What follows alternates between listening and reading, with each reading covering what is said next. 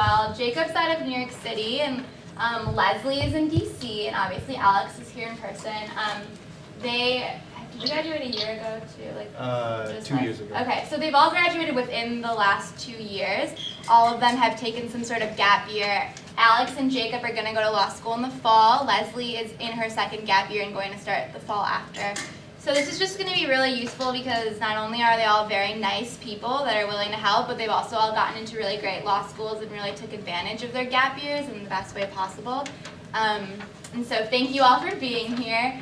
I'm just going to start by going around and asking all of you to introduce yourselves better than I did. Say a little bit about what you've been doing when you graduated, what your major was. So Alex, if you want to start.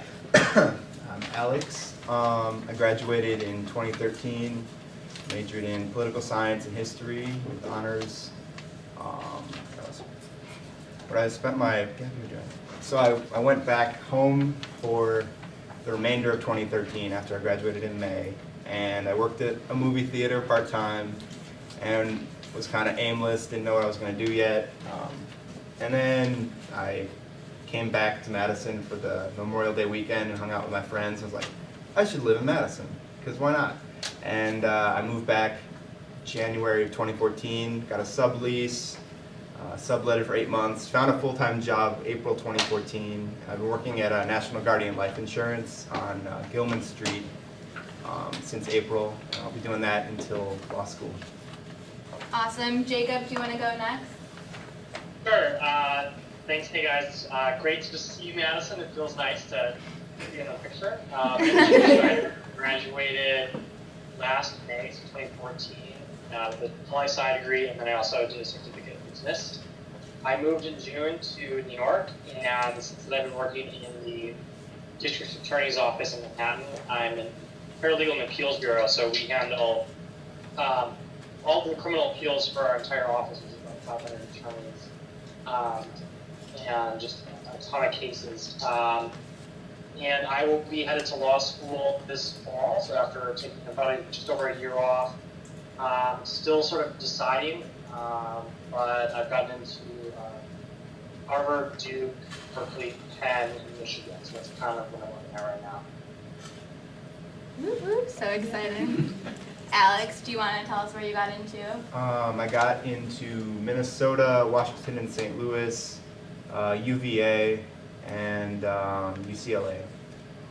Very exciting. And now Leslie, do you want to tell us a little about yourself as well? Sure. I graduated in May of 2013. I double majored in poli-sci and legal studies, and I have the certificate in criminal justice. Right after I graduated, I moved to DC, and I was working for a patent and trademark prosecution firm. And I hated that, but it was a really good experience. And now I'm working at a litigation firm also in DC. It's called Quinn Emanuel, and I love it here. So much so that I put off my apps for a year so I could stay a little longer.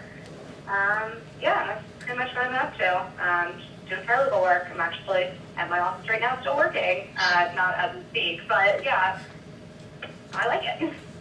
So obviously this is a really good example of the different things people do and different paths to get there from different types of majors.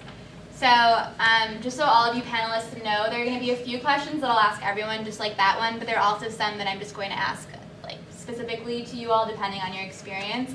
So this one's for everyone again, but I just want to know, and everyone wants to know, why you chose to take a gap year.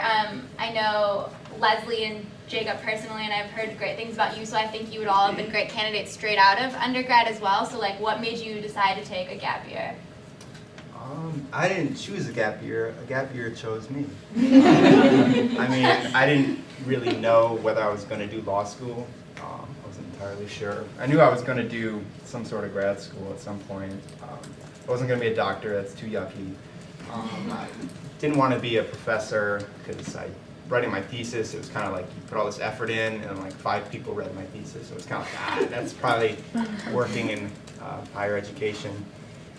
So I wasn't going to do those 2 routes. So it was either I could work, like climb the corporate ladder and then get an MBA like my parents did, or I could do law school immediately. So, and then, so I decided, just because like the job market in Illinois wasn't that great, I figured I'd come to Madison. It's like very livable, one of the lowest unemployment rates, one of the best places to be for a 20-something right out of college.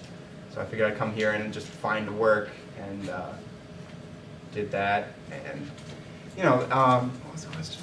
Just like why you chose it. I think you explained you were just exploring things. Yeah, and then I was just prepping with Kaplan in Madison.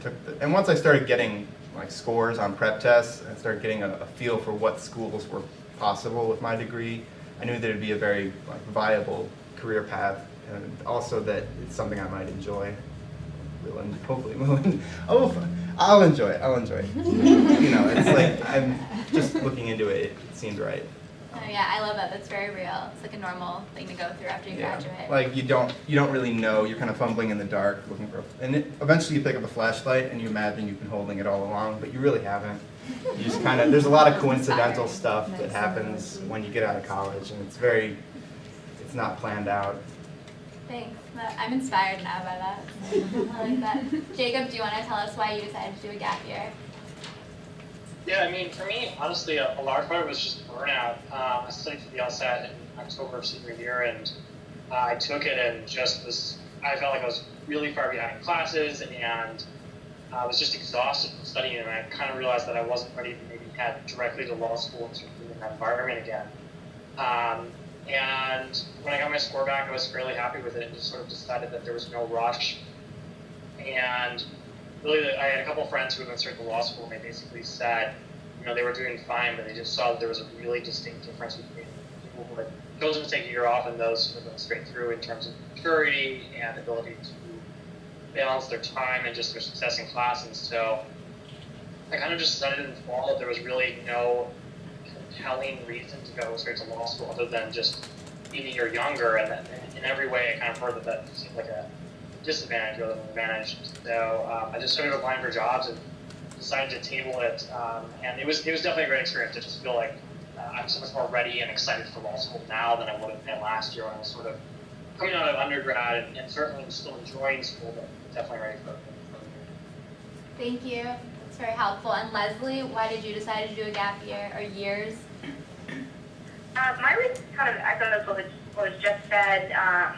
Mainly, I always kind of had the idea, I know I want to go to law school, but I never really had a specific idea of what type of law I wanted to practice. And before going and applying to school and making, both financial and just, the time commitment it requires, I wanted to have at least a solid understanding that, this is what I want to do. And honestly, I think it was, the best decision because now I permanently know, I love this work. And at the same time, too, I was a little burnt out by the time I graduated, and I remember I had taken one class specifically, and I was just so overstudying. I was so done with it, and frankly, by the time I'll be done working here, I'll probably be more excited to start school again than I would have had I gone straight through. And right now, I'm loving working, but other paralegals who are leaving my firm, they're so ready to go back, and I think they're honestly much more prepared than people who go straight from undergrad because they know kind of what it requires and the future work that they're going to be doing. So, at least for me, it was just more to confirm that I really wanted to go. That's all really good advice. So I have a more specific question for Leslie. What kind of undergraduate experiences, networking, etc., did you use to land your great gap year opportunity, especially because you moved out of state? Sorry, could you say that? I'm having a hard time. Yeah, I'll just talk really loud. So I don't know which direction to face. This one. What kind of undergraduate networking or student orgs or opportunities from being in school did you use to land your gap year experience? I did a lot of it with my coursework and just having a general understanding of litigation. And also I had an internship I had my sophomore year, and I worked for Public Defenders, and that was really helpful. But getting that was honestly coursework, doing well in my classes, and showing that I could really apply myself in new situations. So it was kind of challenging myself to take different classes or be it different capstones, that kind of thing, that showed that I had a diverse set of skills that really helped. Also, a lot of it was networking, which, you know, at least in DC, like, that's huge. It's all about you know. And it was, oh, I heard this person really likes this firm. You should apply, kind of thing. And that's pretty much how I got it.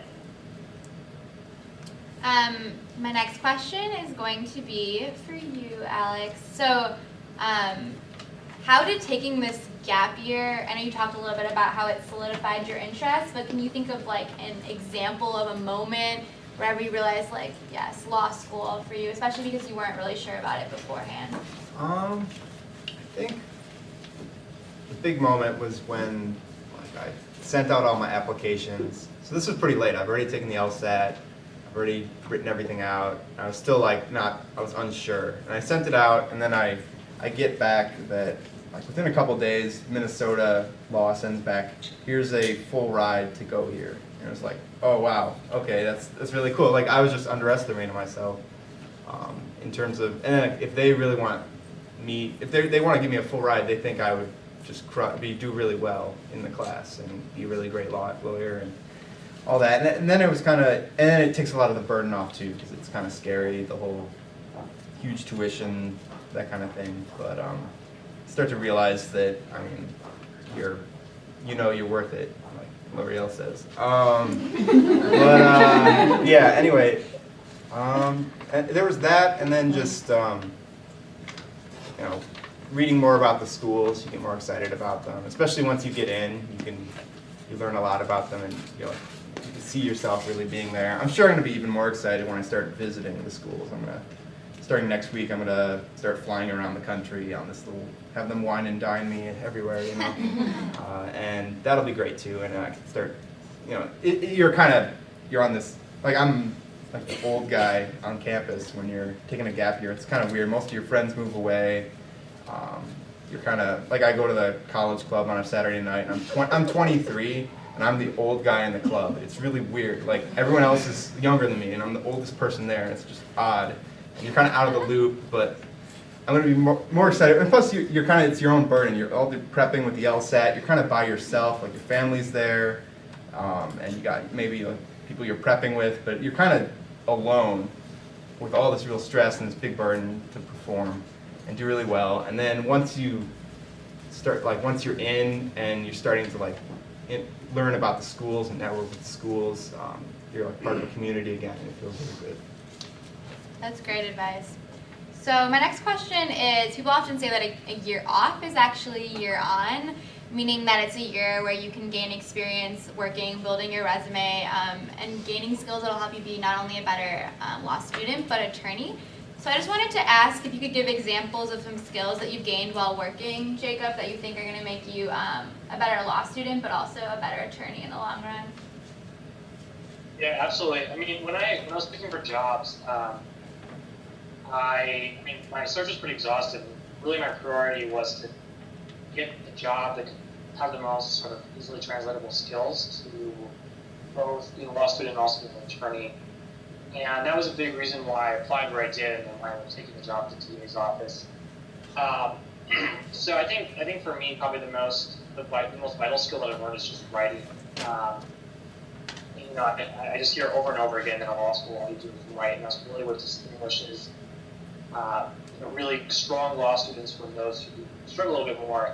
And I just feel really fortunate that in my position I have the opportunity to write a lot. I write about 10 to 15 page briefs per month that get filed with our appellate court in New York. And each of those is sort of its own process, each is its own case. It just gives me an opportunity to work with an attorney and edit them and sort of work through. On top of that, there's just sort of the professionalism, the really basic skills that go with working, which I think sometimes get sort of underestimated, but just the ability to, respond to emails quickly, to know how to sort of maintain good relationships with coworkers, with supervisors, with different personalities. So I think some of those skills are things that I maybe didn't have as strong an undergrad and top. And then just I think another huge component for me is just the network, and more than that, advice. I work with attorneys all day long, and from, they all work in government now, obviously, but a lot of them have private firm experience, a lot of them have clerked, a lot of them are from different areas of the country, and so it's nice to be able to sort of get a lot of different advice, both a formal setting when I'll just ask people their recommendations, and in really informal contexts, in the hallways, after work and social functions. So I just think that having sort of this wide range of skills and just exposure to what attorneys do all day, every day is really helpful. So my next question is about studying for the LSAT specifically. So Jacob, you studied during school, correct? And then That's correct. Leslie, have you started studying yet? Have I taken? I took it last October, so I studied for it while I was working. Okay, awesome. So I just wanted to hear from you and Alex then about how you balanced having a job and studying, because I think that's a concern of many pre-law students, especially Leslie. It sounds like you work pretty late, so how you were able to still fit in your LSAT studying. So if you want to start, and then Alex. Sure. It's definitely a valid concern. It is not easy to balance. It also, granted, depends on what your job is and what the hours are that are required of you, but I wish that I was able to have pushed my start date at my job after I took the LSAT so I could give myself some time off to study, but unfortunately that really wasn't a realistic option. But I just had to be very upfront with my attorneys, I know these are your expectations, but I have to leave by XYZ time, and obviously that didn't always happen, but honestly I felt for a long time that I was either at work or studying for the LSAT, and it was not easy. Definitely worth it though, because at least working at the same time I was committed to this is what I want to do, so I'm going to bust my butt and do as best as I can. So at least in that sense, I never really felt too downtrodden about it, but it was definitely a very tough balance, and I'd say if you have the ability to, when you are applying for jobs, ask if you can push your start date until after you take the test so that you can, maybe take the summer off and study if you're going to take the October LSAT, that kind of thing. So just if you know ahead of time, plan for it. That's probably my best advice. That's great advice. And what about you, Alex? I I know you said you took a class, so if you want to talk about whether or not that was helpful. It was helpful. I think the best job you can get right out of college, and you can make $100 an hour at this job. What you do is you study the LSAT 40 hours a week for 15 weeks. That's 600 hours, and as a result of a higher score, you get a $20,000 a year scholarship, and that's 60,000 divided by 600. You just made $100 an hour for every hour you studied. So don't take it for granted. Don't half-ass it. You can make way more studying than focusing on what are you going to do for your gap year jobs. So really, you want to kill it. If I could do it over, I would have right after I graduated, I would have taken the 2-week period right after I graduated, the time it takes for Amazon Super Saver shipping to send the Power Scores, Logical Reasoning, and Logic Games Bible to my house. I would have taken that time off to recuperate, and then I would have treated it like a 15-credit semester basically, except the only grade is a 4-hour test you take at the end. So it simulates your first semester in law school. So you go at it 15 credit hours, so 40 hours a week of studying. You do that and you kill it, because I couldn't retake it, I was so burned out, but you just kill it and you get the maximum score to the best of your ability, and you can get the best scholarships. There's a difference between getting into a school and getting in with a scholarship, because $60,000, that's a year of your life working at a big law firm, working 60 hours a week at a law firm just to pay off that debt, where you could have, if you weren't goofing off during LSAT prep, you could, you just got to look into the future. You can save so much money and get for the schools you want to go to if you just really focus on the LSAT and get the best score you can. I'd recommend definitely look into Power Scores, but also try to do a group thing if you need help, like a community to help motivate you and stay on target and have kind of a classroom experience. But definitely Power Score if you want to really kill the LSAT. Because I mean, with me, I don't want to go over too much, but with Kaplan, it really sucked where my score shot up 11 points, and then it flatlined for 3 months straight. I was prepping, and it wouldn't go up, and I was like, what the hell? And it wasn't that I wasn't working hard enough. It was just that like the particular strategy of that company didn't really take me into the stratosphere. I think if I could do it over, if I had like a time machine, but I would definitely recommend really focusing on the LSAT. Don't take it for granted. It's really important. That's great advice. And then I'll let people, ask questions if they want, but one last thing, like if you could give 2 lines of advice, just a quick thing for everyone out here, for any pre-law students, whether it's about LSAT or like picking law schools, what would it be? So if you want to start, Jacob.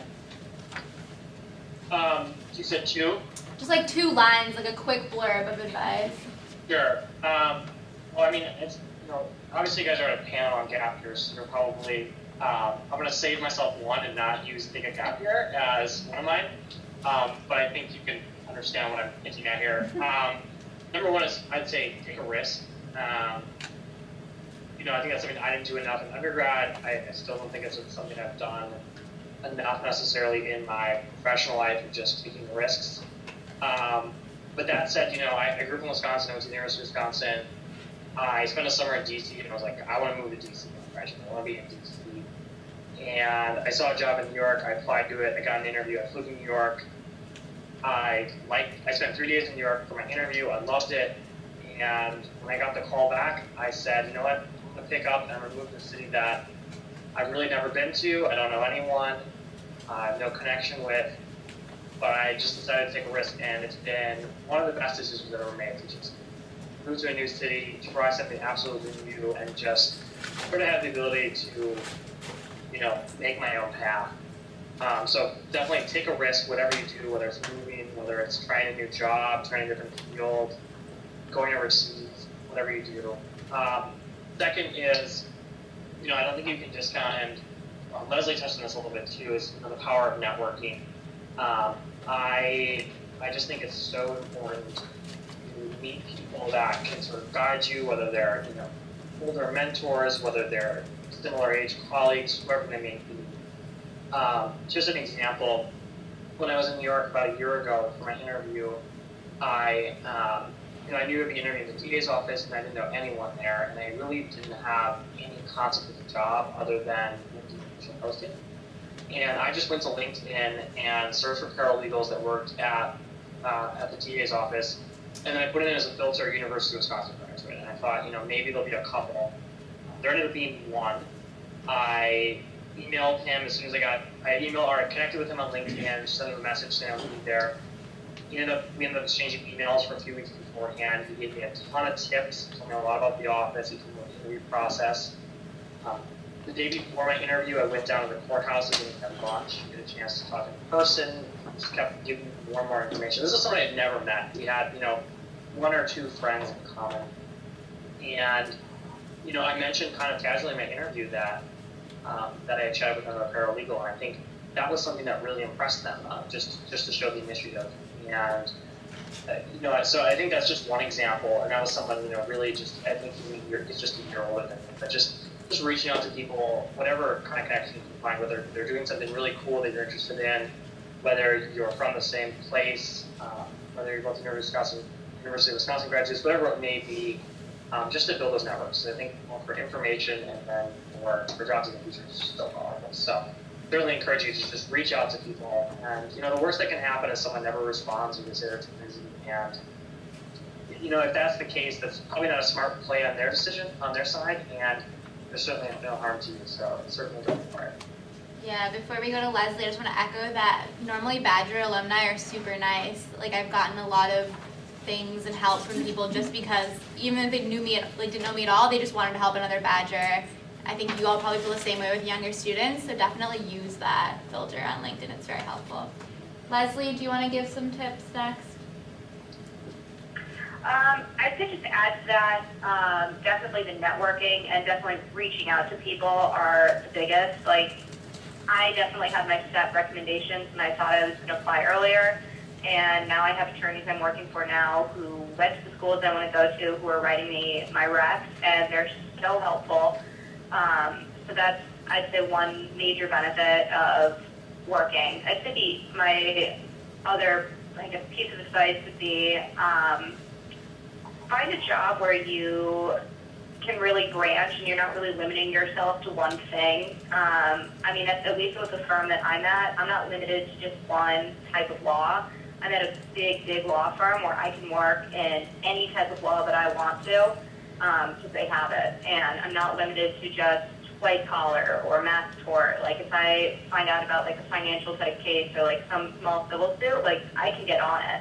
And that's awesome experience for me, just for getting on, you know, different cases and whatnot. It looks good on a resume, but also I've found out for myself what I like, and I'm able to do that at the same job. So finding something where you really give yourself the opportunity to try new things and, you know, make your skill set as diverse as possible, I think is probably the best thing for you, because you could be dead set on a job, get there and hate it, and not have an alternative at your job that you might want to do. Whereas, you know, I got hired for one case here. If I didn't like it, I could get on another.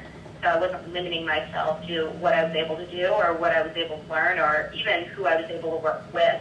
I actually work with a lot of attorneys for our New York office who I've actually never met, and some of them are writing me law school recs. So I'd say try and find somewhere where you can really branch out. That's awesome advice. And what about you? Let's see, two things. Number one, invest in yourself in your gap year. The whole point of investment is that to bring about a better future, you sacrifice time in the present. So when you're during this gap year, normally you could be starting out on a career. It's very truncated. You're out this whole year where you take the test, you send out your applications, but you can't really start it. It's like you're waiting to start adulthood. You're investing another 4 years on the gap. Well, I believe really 5 years on. You got undergrad, and then after undergrad, you have your gap year, 3 years of law school, and then taking the bar. So you're deferring starting your career for another 5 years because you hope that the investment will pay off in the long run. So while you have this gap year, try to invest in yourself, not just in having the best possible application, but in terms of your internship and career experiences, just in your personal life. Like I've been attempting to learn Spanish. It's been really, I don't know if I'll be able to speak it. Doing other things, just invest in myself, become even better lawyer and just person. Number two, you're going to hit a wall eventually, if not now. Well, here's how I'll explain it, is that we're kind of in this tournament of the really smart and conscientious. And if you're going to law school, you're one of those people. You're one of the top students in the country. And so is everyone else. And it's like a competition. And eventually you're going to hit a wall, if not with the LSAT, then when you're at law school, or when you try to make partner or move on. Eventually, you're going to hit a stage like you've been accustomed to being a straight A student or just being really high achieving. Eventually, you're going to hit a wall. And if you set your whole identity on your achievements, it's going to suck. You're going to have a nervous breakdown. It's not going to be fun. And you just got to prepare for it and try to balance yourself. And during your gap year, try to take your identity off of the railroad tracks set by authority figures, by your teachers, by your parents. Make sure that you're prepared to fail, because that's what being an adult is all about, is failing and then learning and all those sorts of things. And also, that was kind of dark, but on a lighter note, you're going to be fine though. Just be prepared to know that I didn't know this when I applied, but with whatever score and GPA you have, there will be a law school offering you scholarships. It's going to be a choice between going somewhere for free or going to a more prestigious school for not free. And then in between, I've gotten into Washington and St. Louis, they're going to pay for 2 of the 3 years. And that's in between. And then full ride Minnesota or UVA. It's I can make a choice. So don't fret about the debt, that kind of thing. If you are worried about debt, if you're worried about the legal market being there for a career, there's schools will offer you scholarships if you're worried and want you can play it safe essentially. So don't worry about that part. But yeah. Well, that was all really good advice. I think that was a really great panel. So I wanted to thank you all.